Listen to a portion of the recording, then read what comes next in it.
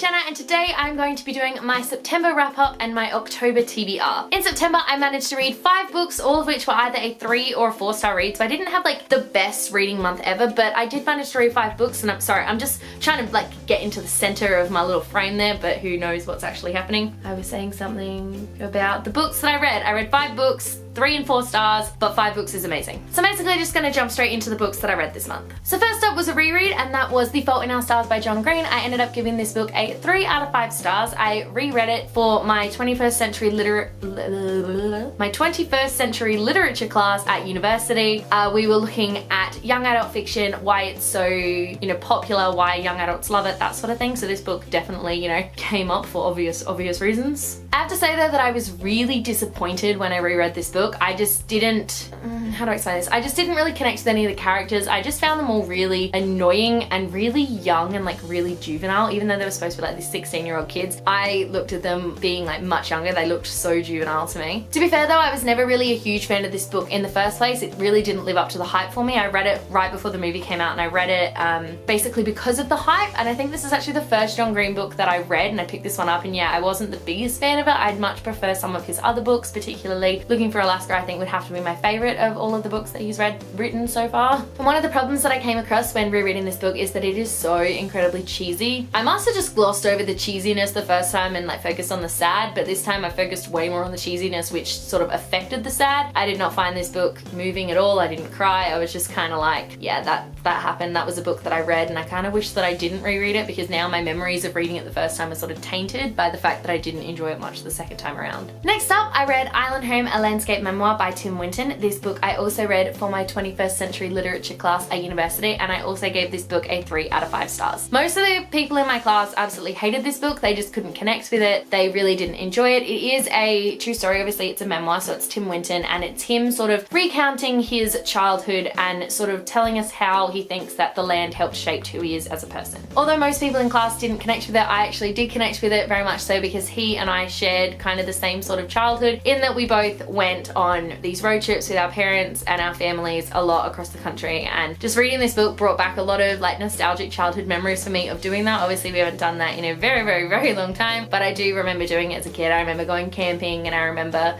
driving across the Nullarbor. Well, not exactly driving across the Nullarbor, I was too young for that, but I remember driving. We did a trip up to Darwin, that sort of thing. So I remember a lot of that, and so I connected a lot with a lot of what he was talking about. So during the book, Tim Winton expresses a lot of thoughts and opinions, especially when it comes to the environment and how we can sort of, be in charge of protecting Australia in particular. He definitely has a very strong opinion when it comes to the Australian landscape and what we should be doing in order to protect it, and I definitely agreed with a lot of the things that he was saying. I didn't 100% agree with all of the ways that he was doing it.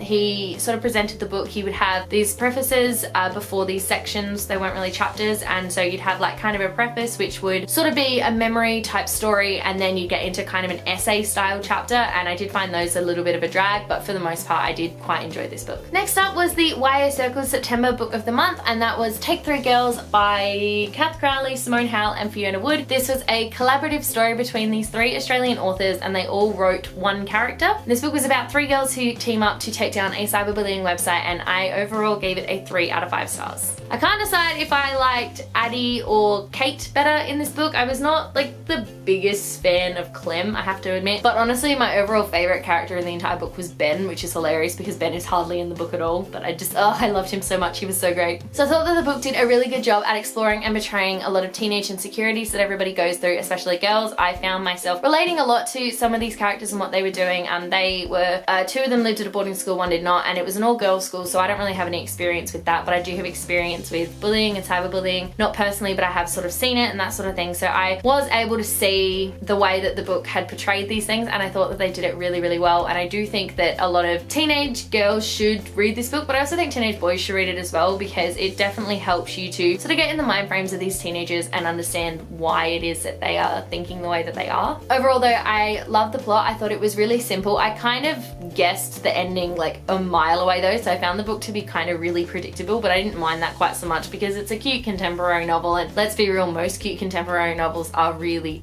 predictable. And I also loved the overall message of friendship that this book took pride on, and I just thought it was really good. And of course it was another hashtag lovers YA book, so how could you not love it? And then the last two books that I read this month are very exciting books because I finally started the Percy Jackson and the Olympian series by Rick Riordan. I did it. I started the series. I didn't finish it this month like I was supposed to, but that's because I had so many other things going on. So sorry, Emily, you kind of overtook me really badly with the readathon, soz. But I finally started the series! So this month I read Percy Jackson and the Lightning Thief and Percy Jackson and the Sea of Monsters. So I give both of these books 4 out of 5 stars. I loved them so much. I'm actually just going to talk about them together because my feelings kind of didn't change from one book to the other. I found they were really adorable. I'm in love with Percy. He's such a little ball of sass and I just love that so much. I love all of the other characters, especially Annabeth and Grover. They are so much fun to spend time with. The Greek mythology in these books actually gives me life. Oh my goodness. Okay, so I love it. I love the Greek mythology. I love the way that Rick Riordan gives you this Greek mythology that you already kind of know and that you are like, oh yeah, you know, like you recognize names and places and events that they're talking about. And then he twists them and brings his own thing into it and manages to make it so that he can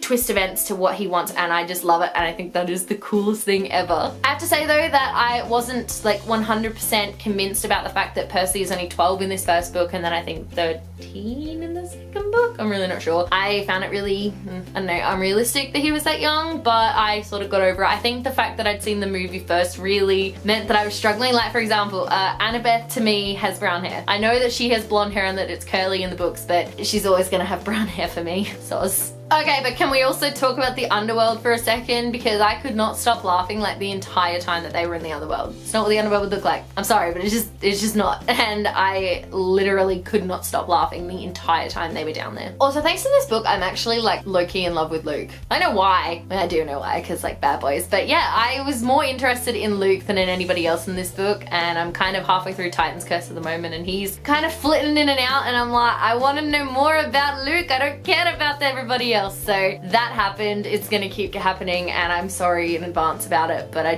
can't help it. Luke was I want more Luke. Oh my god, and the chapter titles. Oh, sorry, oh my god, I totally forgot. But the chapter titles in these books are amazing. Oh wow, I actually love reading them and then giggling because they are just so funny. So there you have it. Those are the 5 books that I managed to read in September, and now I'm going to move on to my October TBR, but it's a little bit different, so just bear with me. So instead of giving you guys a TBR of 5 or 6 books that I may or may not read, I've decided instead to only give you a TBR that has 1 book on it because I know that that is the book that I am definitely going to read this month. That is the YA Circle's October book of the month, and that is Invictus by Ryan Gordon. I don't have a physical copy. I'm waiting for it to come into my bookstore, so I'll insert a cover around about here. I don't know a lot about it. All I know is it's sci-fi, and that makes me really excited because I haven't read a really good sci-fi novel in such a long time. So I'm really super excited to read that one. I cannot wait. And then what I've decided to do this month, because I don't really have anything in particular, I've got a couple of uni books I need to finish, but apart from that, I've got nothing really particular that I want to read or that I want to set myself a TBR and be you have to read these books. So instead, I've decided that I'm going to use October as kind of a catch-up month. So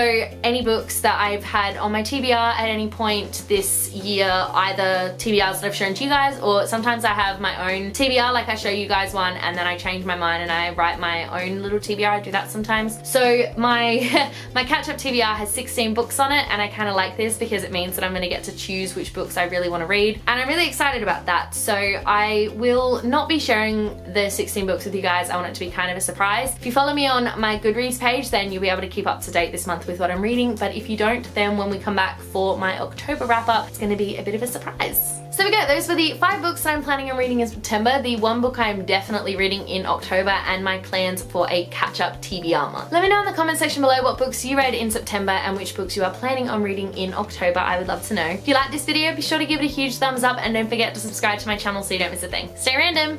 Bye!